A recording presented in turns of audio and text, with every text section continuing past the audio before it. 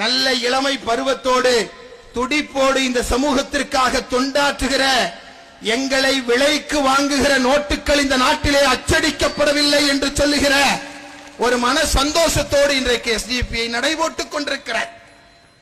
கன்னியாகுமரியிலே SDP என்று சொன்னால் டெல்லியிலே ஜிந்தாபாத் என்று முழங்குகிற 21 மாநிலங்களிலே பாசிச சங்கபரிவாரத்துடைய அச்சத்தையும் தாண்டி இந்த நாட்டு மக்களை உண்மையிலேயே அதிகார அவையிலே அமர வைக்கிற ஒரு மாபெரும் பணியை எஸ்டிபிஐ கட்சி எடுத்திருக்கிறார். இந்த இரண்டு எட்டுக்கள், 2 8னா 2 ஸ்டெப் அல்ல, 2 8 8, 2 எட்டுக்களிலும் எஸ்டிபிஐ சந்தித்த சோதனைகள் சாதாரண சோதனைகள் அல்ல. தீவிரவாதிகள் என்று முத்திரை குத்தினார்கள். இவர்கள் எல்லாம் இளைஞர்கள் என்று சொன்னார்கள். இவர்கள் பின்னால் அணிதிரளாதீர்கள் என்று சொன்னார்கள். இவர்களிடத்திலே பொருளாதாரம் இல்லை என்று சொன்னார்கள். எல்லாவற்றையும் தாண்டி இவர்கள் பிரச்சனையை உருவாக்கி விடுவார்கள் என்று சொன்னார்கள். இவர்கள் பின்னால் சென்றால் பாஸ்போர்ட் இல்லாமலாகிவிடும் என்று சொன்னார்கள்.